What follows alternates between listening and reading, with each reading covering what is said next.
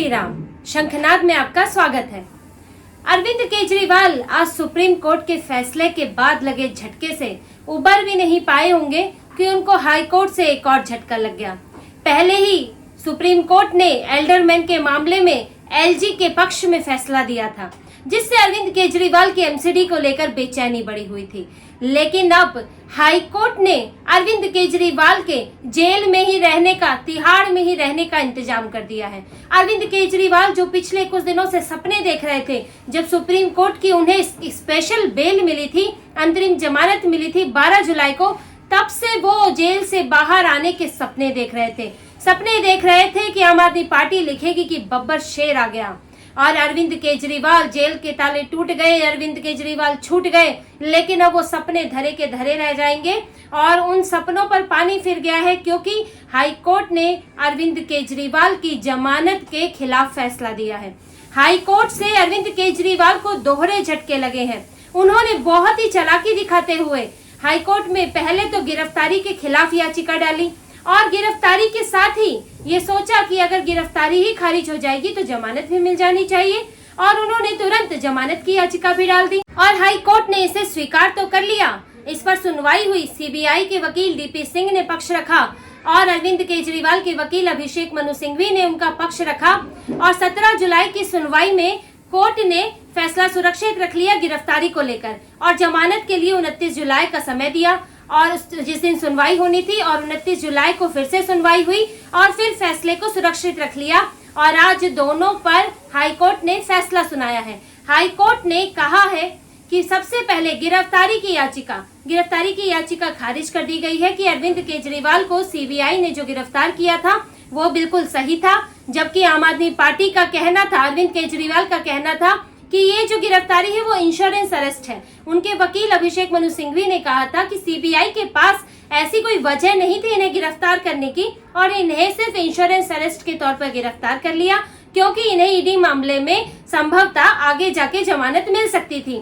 हालांकि ये अभिषेक मनु सिंघवी कैसे कह रहे हैं कि सीबीआई को कैसे पता होगा कि अरविंद केजरीवाल को जमानत मिल जाएगी, क्योंकि अरविंद केजरीवाल को सीबीआई ने पहले गिरफ्तार किया था। उसके बाद 12 जुलाई को उन्हें सुप्रीम कोर्ट से ईडी मामले में अंतरिम जमानत मिली थी। सीबीआई ने 29 जून को उन्हें गिरफ्तार किया था, जब लोअर कोर्ट से अरविंद केजरीवाल को अंतरिम जमानत मिली। हाई कोर्ट ने उसे खारिज किया और तब मामला सुप्रीम कोर्ट में पहुंचा था, लेकिन उससे पहले ही वो गिरफ्तार हो गए थे सीबीआई से।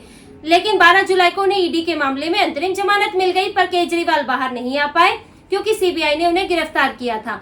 और अभिषेक मनु सिंघवी का यही कहना था कि ये जो गिरफ्तारी हुई है ये जानबूझकर की गई है, ये इंश्योरेंस अरेस्ट है ताकि अरविंद केजरीवाल को किसी भी तरह जेल में रखा जाए। लेकिन हाई कोर्ट ने इसे खारिज कर दिया और सीबीआई का भी तर्क था कि हमें इस मामले में नए सबूत मिले हैं। पिछले 2 साल से इसकी जांच चल रही है, जिसमें हमें अरविंद केजरीवाल के लिए उस तरह के सबूत नहीं मिले थे कि जिस पर हम उन्हें गिरफ्तार कर सके। लेकिन अब कुछ और लोगों ने इस तरह की गवाही दी है जिसमें अरविंद केजरीवाल का नाम सामने आया है। कुछ नए गवाह बने हैं, उनकी गवाही और सबूत सामने आए हैं, इसलिए अरविंद केजरीवाल से पूछताछ की जरूरत है और हमने उन्हें गिरफ्तार किया है। और कोर्ट ने इस बात को माना। हाई कोर्ट ने जो उनकी गिरफ्तारी थी उसको सही ठहराया। साथ ही हाई कोर्ट ने ये भी कहा कि आप जो अब जमानत मांग रहे हैं, देखिए गिरफ्तारी जो है वो अगर सही हो गई तो जो केजरीवाल का तर्क था कि मेरी गिरफ्तारी गलत है इसलिए जमानत तो मुझे ऑटोमेटिक मिल जानी चाहिए, तो लेकिन गिरफ्तारी तो सही है, अब बात जमानत की आती है। इसीलिए हाई कोर्ट ने कहा कि आप अब जमानत के लिए लोअर कोर्ट में जा सकते हैं। आप सीधे हाई कोर्ट से आपको जमानत नहीं मिल सकती। एक तरीका है, प्रोसीजर है, आप लोअर कोर्ट जाइए, फिर आप हाई कोर्ट जाइए और फिर आप सुप्रीम कोर्ट जा सकते हैं अगर बाकी की जगहों पर आपकी याचिका खारिज हो जाती है। इस पर अरविंद केजरीवाल, लेकिन वो लोअर कोर्ट क्यों जाएंगे? उनको तो अब सुप्रीम कोर्ट का सहारा है। झटका तो उन्हें बड़ा लगा है, क्योंकि उम्मीद थी कि जैसे स्पेशल ट्रीटमेंट पहले मिले हैं, चाहे लोअर कोर्ट हो चाहे सुप्रीम कोर्ट हो, वैसा ही कुछ हाई कोर्ट भी दे दे और मेरी जो याचिका है स्वीकार हो जाए, मुझे जमानत मिल जाए। लेकिन हाई कोर्ट ने तो कह दिया लोअर कोर्ट जाए, तो अब अरविंद केजरीवाल लोअर कोर्ट तो जाएंगे नहीं, क्योंकि वो जल्दबाजी में है। लोअर कोर्ट जाएंगे, फिर दोबारा हाई कोर्ट आएंगे जमानत के लिए, फिर सुप्रीम कोर्ट जाएंगे। इसलिए उन्होंने सीधे अब कहना है कि उनका मैं सुप्रीम कोर्ट जाऊंगा। उनके वकील अभिषेक मनु सिंघवी का कहना है कि अब सुप्रीम कोर्ट में वो जमानत के लिए याचिका दायर करेंगे, साथ ही जो गिरफ्तारी को चुनौती देने वाली याचिका है वो भी सुप्रीम कोर्ट में जाएगी कि गिरफ्तारी सही है, कानूनी है कि नहीं। अब इस पर सुप्रीम कोर्ट में सुनवाई होगी, साथ में जमानत पर भी चलेगी। अब उनका जो अकेला सहारा है फिलहाल तो वो सुप्रीम कोर्ट है।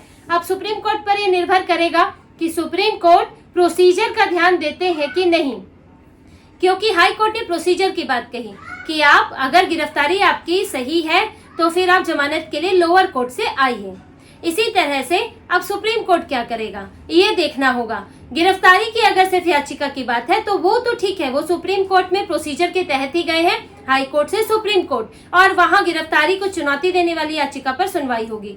लेकिन अगर सुप्रीम कोर्ट जमानत पर भी सुनवाई करता है तो वो फिर जो एक हायरार्की बनी हुई है उसका उल्लंघन होगा, जो एक तरीका बना हुआ है।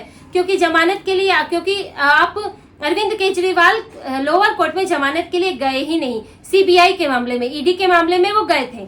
ईडी के मामले में लोअर कोर्ट, हाई कोर्ट, फिर सुप्रीम कोर्ट से उन्हें 2 बार इसमें जमानत मिल चुकी है, अंतरिम जमानत मिल चुकी है। एक बार मिली थी चुनाव के समय पर चुनाव प्रचार करने के लिए। उसके बाद जिन जजों ने तब दी थी, जस्टिस संजीव खन्ना और जस्टिस दीपांकर दत्ता, उन्होंने ही दोबारा उन्हें जमानत दे दी थी 12 जुलाई को।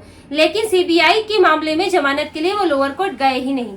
अब सुप्रीम कोर्ट के ऊपर है कि वो इस बात का ध्यान रखते हैं कि नहीं और डायरेक्ट उनकी जमानत की याचिका सुन लेते हैं या उस पर कोई फैसला दे देते हैं, देखना होगा। और साथ ही ये भी देखना होगा कि गिरफ्तारी पर सुप्रीम कोर्ट क्या फैसला देता है, किस तरह से गिरफ्तारी को सही या गलत ठहराता है। हालांकि ईडी की जो गिरफ्तारी हुई थी उसको सुप्रीम कोर्ट ने उस समय सही ठहराया था। अरविंद केजरीवाल ने ईडी की गिरफ्तारी को भी चुनौती दी थी और सीबीआई और सुप्रीम कोर्ट ने उस गिरफ्तारी को सही ठहराया था। हालांकि जमानत एक अलग मामला है, अंतरिम जमानत दे दी थी। और साथ ही इस मामले में एक और ध्यान रखने वाली बात है जो कि केजरीवाल की मुश्किलें और बढ़ा सकती है और उन्हें लंबे समय तक अब जेल में रहने के लिए मजबूर कर सकती है। और जस्टिस नीना बंसल कृष्णा ने हाईकोर्ट में इसका जिक्र किया है। उन्होंने ये कहा है कि अरविंद केजरीवाल ने जब यहाँ बेल के लिए अप्लाई किया था तब उनके खिलाफ सीबीआई ने लोअर कोर्ट में चार्जशीट दायर नहीं की थी और अब चार्जशीट दायर हो चुकी है तो जो फैसले का पहले आधार हो सकता था वो नहीं हो सकता। इसीलिए क्योंकि लोअर कोर्ट जो उनकी चार्जशीट को देख रहा है, उस पर सुनवाई कर रहा है, वहीं से उन्हें जमानत के लिए जाना चाहिए। और ये जो चार्जशीट है ये अरविंद केजरीवाल पर भारी पड़ सकती है क्योंकि सीबीआई अब इस मामले में लोअर कोर्ट में फाइनल चार्जशीट, 5वीं और फाइनल चार्जशीट दाखिल कर चुकी है, जिसमें अरविंद केजरीवाल को तो सूत्रधार बनाया गया है, उन्हें इसमें आरोपी बनाया गया है, मुख्य आरोपी बनाया गया है। और जब चार्जशीट के बाद अब जल्द ही ट्रायल शुरू होगा।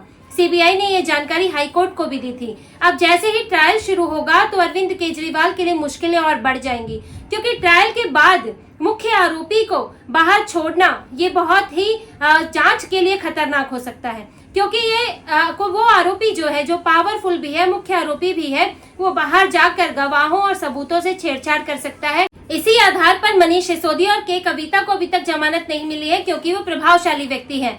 और ट्रायल में होता क्या है, चार्जशीट के बाद जब ट्रायल शुरू होगा तो सारे सबूत और गवाह दूसरे पक्ष को भी बताए जाते हैं, कोर्ट में पेश किए जाते हैं। ऐसे में अरविंद केजरीवाल को ये पता चल जाएगा कि सीबीआई के पास उनके खिलाफ क्या क्या है और वो अगर बाहर जाते हैं तो वो उन सबूतों, गवाहों को प्रभावित कर सकते हैं।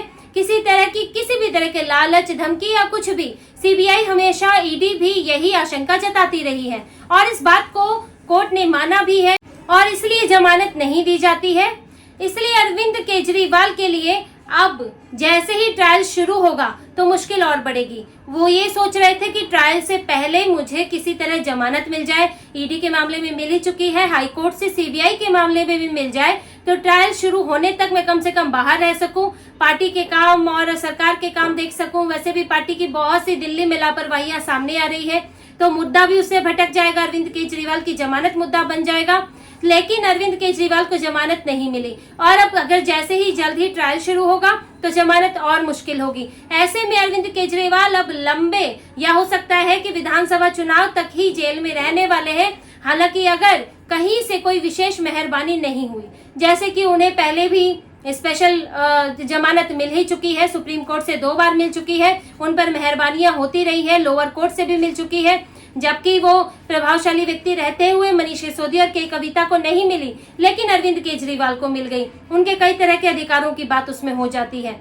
लेकिन अगर इस तरह का कुछ नहीं होता है तो अरविंद केजरीवाल अब कई महीनों तक के लिए, हो सकता है साल भर के लिए जेल में ही रहे।